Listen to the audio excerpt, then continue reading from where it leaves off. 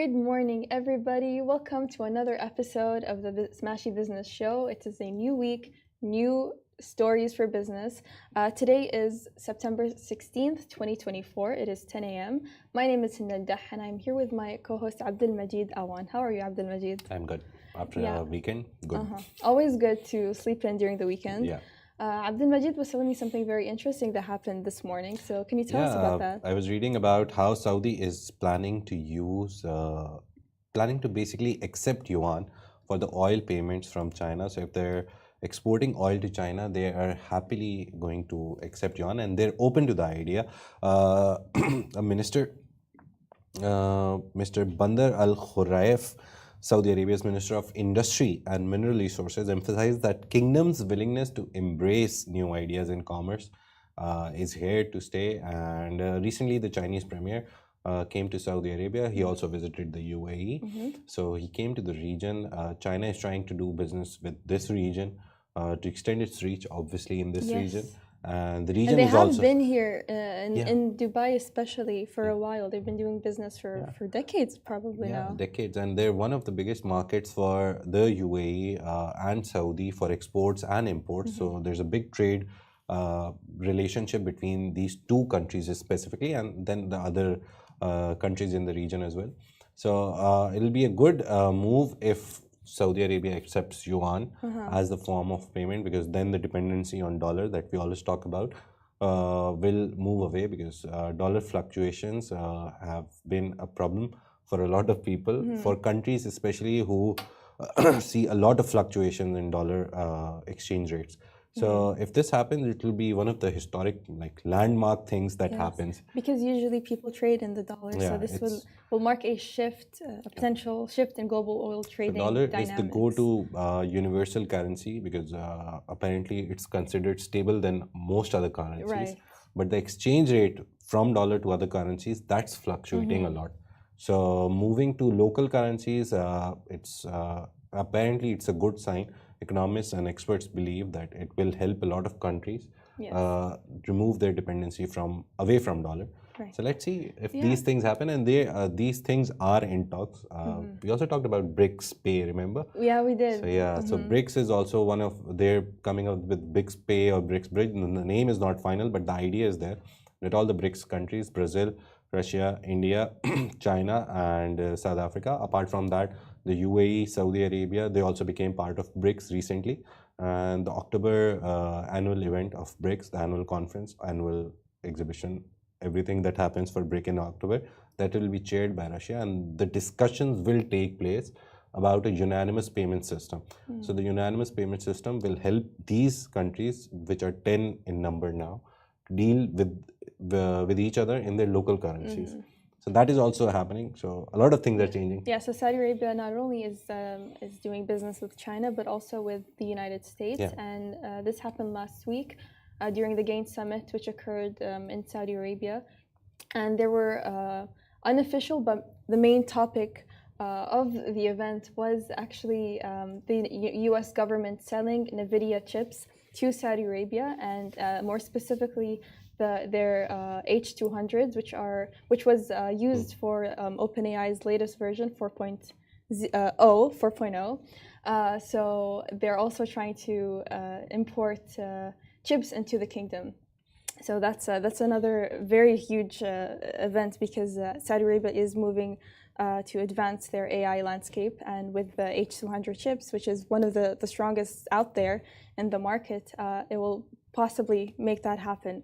So the main thing is that Saudi Arabia is, as the minister said, they're trying to keep politics and economics apart. So economic-wise, they're doing trade with everyone. Everybody don't care about the complicated relationship between countries. Whoever is ready to and willing to do trade with them, they will do it, because again, they have to reach the targets of Saudi Vision 2030. This is like 1 million time I have mentioned that again. So everything is related to Saudi Vision 2030, and to reach those targets, to reach the milestones, they have to do trade with everyone. And maybe this helps them create an environment where politics and economics can be separated. It's very difficult to do it in the geopolitical landscape, but maybe Saudi Arabia creates an example where trade is independent of whatever the political policies are there. Good move by Saudi Arabia. Yes. Let's move on to our main stories of the day. So Dubai's Fixed Chocolate creates exclusive chocolate bar for Sheikh Hamdan. Al Jazeera launches Al Jazeera 360, and Dubai to award contract for $6.8 billion sewage tunnel project. So Fixed Chocolate, we've talked about this viral chocolate that is Dubai-based plenty of times on the show.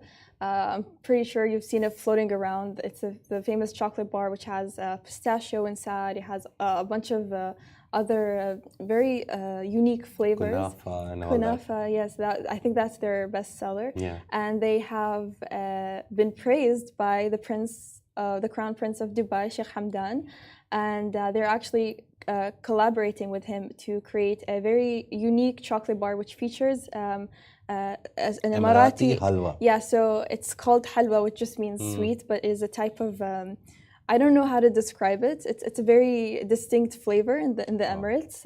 Most people in the UAE know what halwa is, and it would only be sold to him. So it's like a special exclusive gift for the I don't think prince. it'll be sold to him. He got it Not as a sold, gift. it's a gift, yeah. Yeah, but he posted a story of Fixed Chocolate saying the best.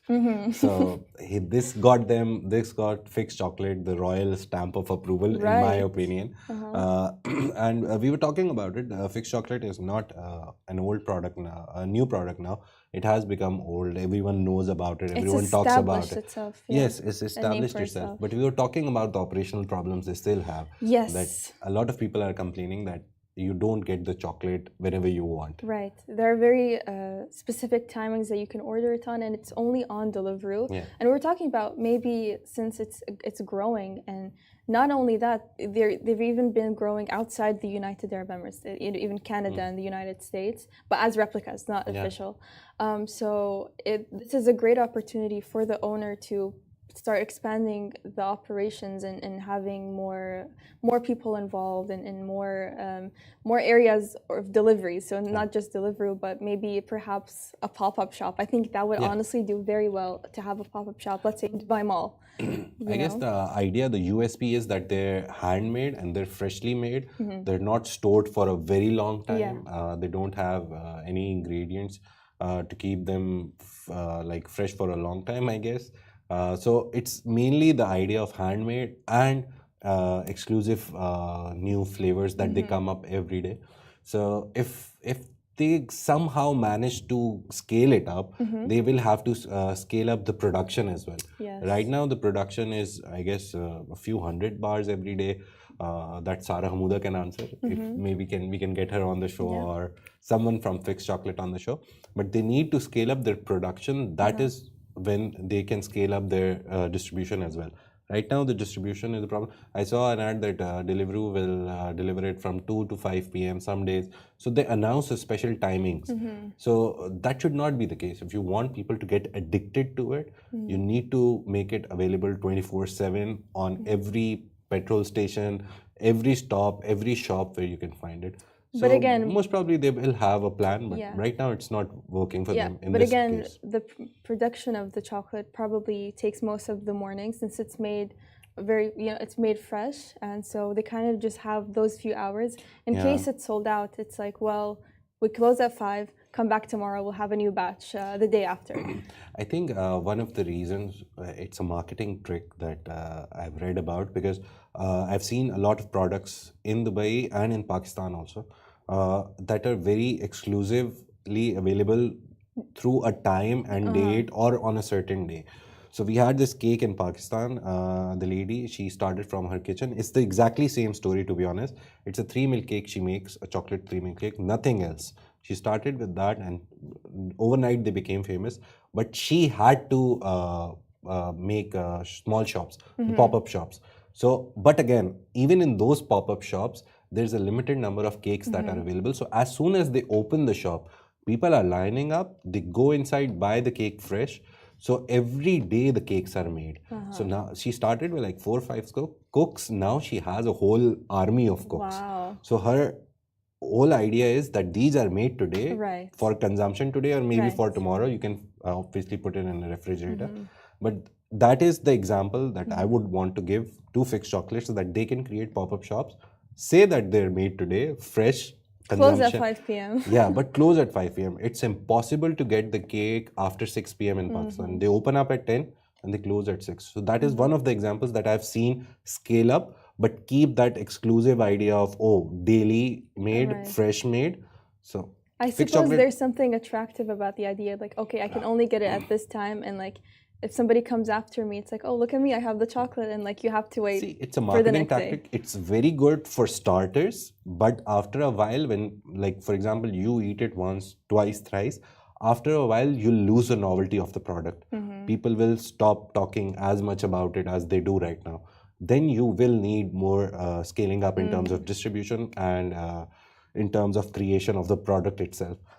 So they should work on that. As soon as the product loses novelty, it should be available everywhere then. So people eat it for nostalgia. Yeah, Not or just for the taste of yeah. it, not for So the it should be hype. commonly available. They should do it as soon as possible. Not right now, but at least take a month or two till the novelty is there and do it as soon as possible. Yeah. But I mean, they got the stamp of approval from Yeah. the Crown Prince of Dubai, so And there's it's good. that. It's good. People are eating it outside. A lot of people who are moving from Dubai to here and there for visiting purposes even.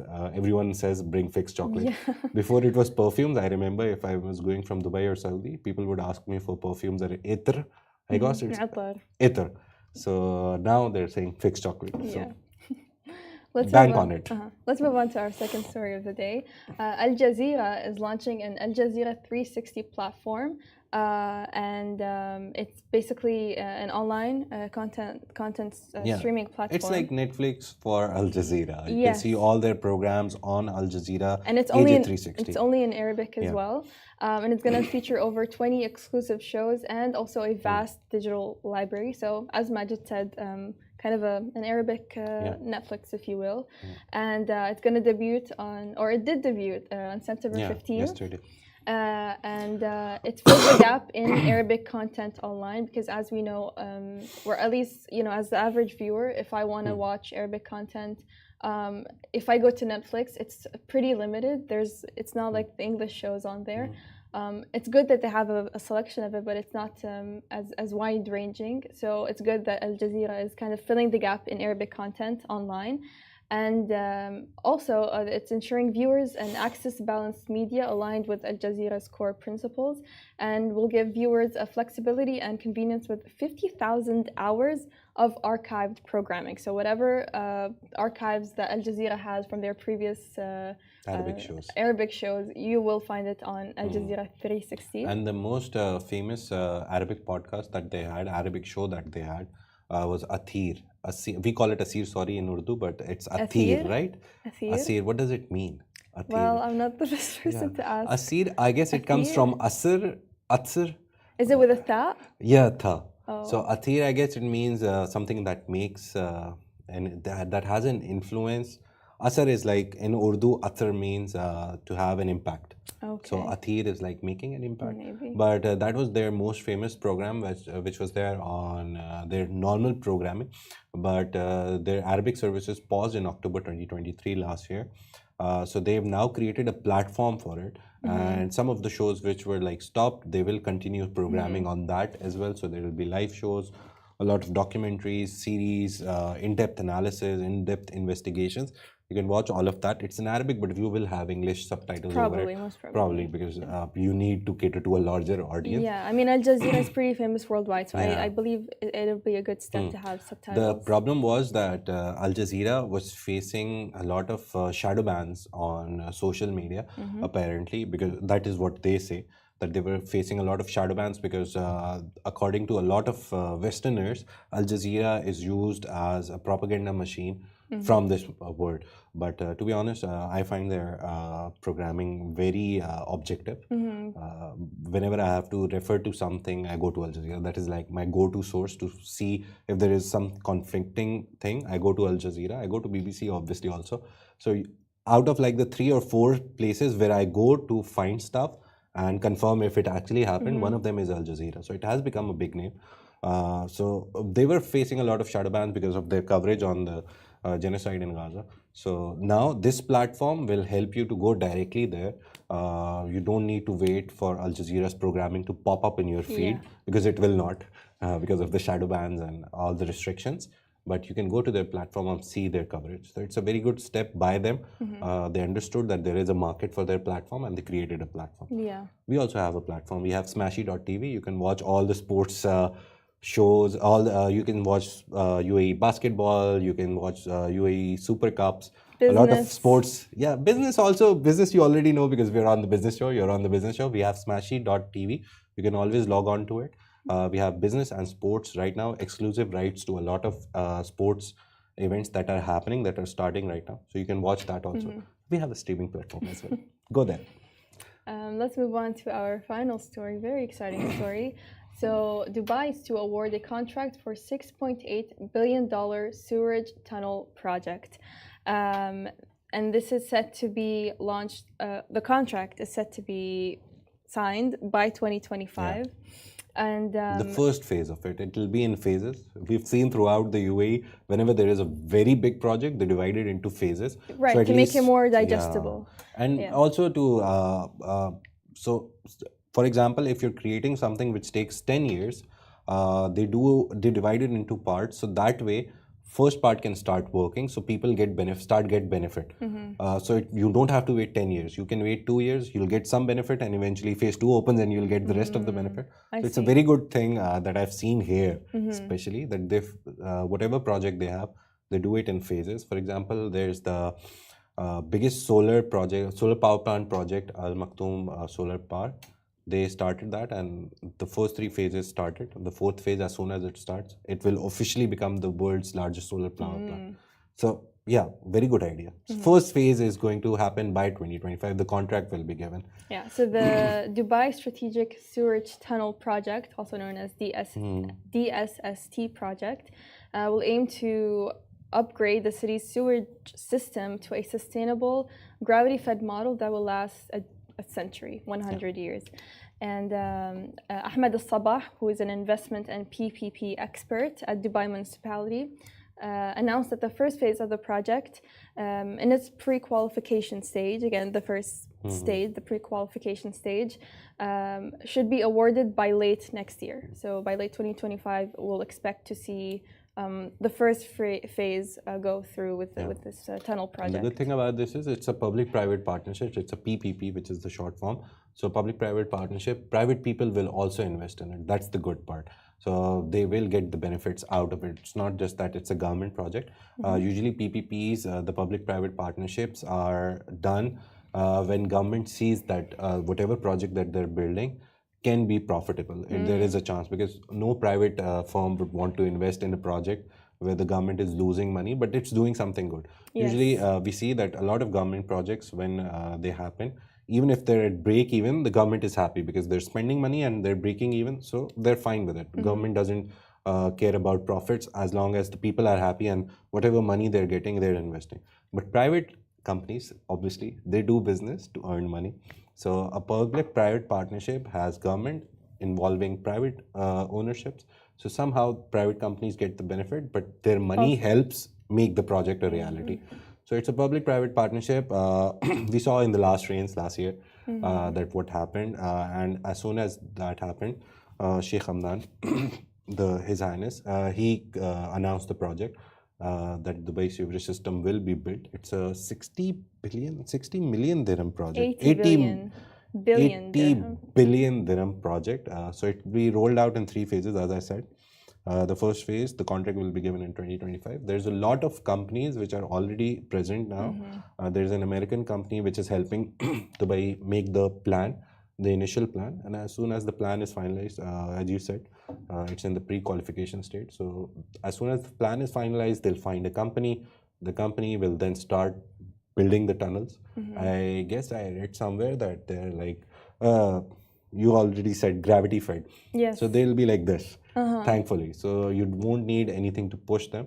They create a system which automatically takes the water towards there. So it will naturally flow through the drainage system and into the wastage area wherever they create that. Which is great, because from last time the rains occurred, of course, the UAE government responded very quickly, and we can see within with a week this, everything disappeared. Everything was yes, back to normal. but it's good to know that if another heavy rain comes through, hopefully the sewage system will help us all and keep the streets without water.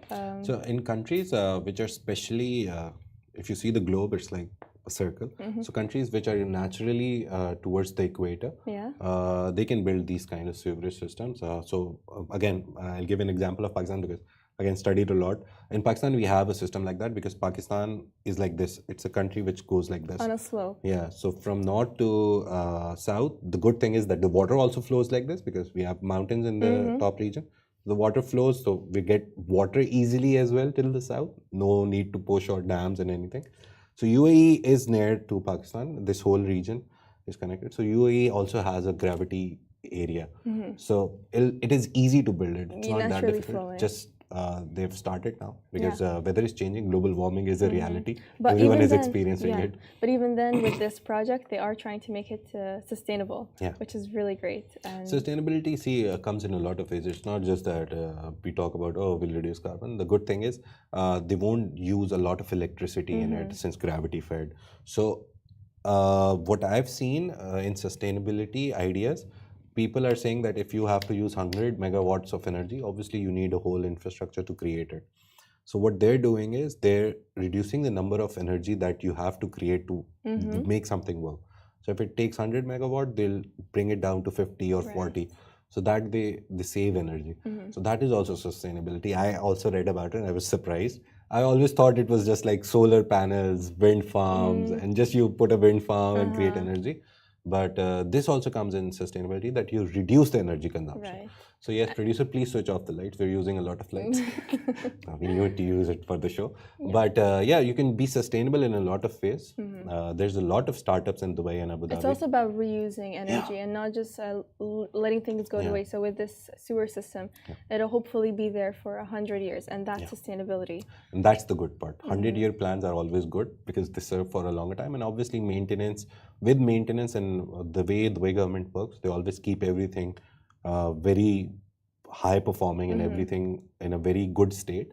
So this will most probably work till 150 years if they take care of it, and everyone in Dubai, everything is taken care of very nicely, thankfully. So this is what we have for you today. We just wanted to highlight a few events that are happening because the season has started. Dubai, Abu Dhabi, the whole region we saw a lot of events in the last 2-3 weeks. They were happening, but now the season is here. Usually September is the month where these events start. Where every week you have 3, 4, 5, 10 events happening. So come here to be updated on what's going on. So there's a Hilly Forum 2024 happening at St. Regis Saadiyat Island Resort in Abu Dhabi. So it's a 2-day interactive and impactful discussion forum where you can forge new perspectives on key geopolitical, geoeconomic, and geotech issues. It's happening today and tomorrow, 16 and 17 September. So you can go to Abu Dhabi at St. Regis Saadiyat Island Resort and enjoy, have a good conversation, enjoy the conversations and get a lot of knowledge.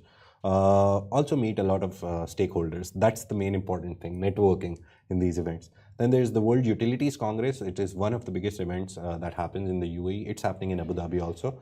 It starts today. Most probably the opening ceremony has happened. And it will go on for 3 days, 16, 17, 18. There's a World Water Forum happening right adjacent to it in ADNEC, Abu Dhabi National Exhibition Center. You can go there as well. A lot of big utilities companies which are government owned and which are privately owned. Diva, Seva, all of them will be there. So again, if you're related to anything in utilities, you can go there, enjoy. And lastly, Sharjah Investment Forum is happening from 18 to 19. So it starts on Wednesday and ends on Thursday. So Sharjah Investment Forum, I was looking at the list of people they have this time as speakers. They post nearly 300 expert speakers, but I saw a few of them and they were very interesting. We did a story on Grant Cardone. He is an American investor. He's done everything. He's the founder of 10X Conference. So basically he says, if you're doing a $600 million business, 10X it. Make it a $600 billion business. So he's there. I saw Mr. Vusi Thembekwayo. He's the group CEO of My Growth Fund Venture Partners. By name, a lot of people don't know him, but a lot of people know him because of his Facebook videos. They go viral. He has a very unorthodox way of telling people how to do sales, how to do business. So go catch him there at Sharjah Investment Forum. And one of another faces which were very recognizable is Mr. Chris Fade. He's the MC and host of a lot of panel sessions and the opening ceremony and everything. So he's also going to be there. So there's a lot of big names that are there. Go to Sharjah Investment Forum, take like 2 hours out and go and see people talk about the future of investment in Sharjah. So these are the things that are happening in your city, in your country, the UAE. Also, we talked about the way FIC chocolate has created a special flavor for Sheikh Hamdan, His Highness. Al Jazeera has launched Al Jazeera 360 platform for Arabic content that was paused in October 2023. And we also talked about the $6.8 billion Suez Tunnel project that is going to start in Dubai, and the first phase of it will start happening in late 2025 next year. That's it for today. Yes, so if you missed the first half of the show, or if you want to look back at our previous episodes, you can also always find us on all these streaming platforms like Spotify, Apple Podcasts, and Anghami. You can also find us on X, TikTok, Facebook, YouTube, and Instagram. We also have a daily newsletter that comes out every morning, so make sure to check that out if you want more information on what we talk about and even extra information. So thank you so much for joining us on the Smashi Business Show, a Smashi Business production, part of the Augustus Media Podcast Network. We'll see you tomorrow.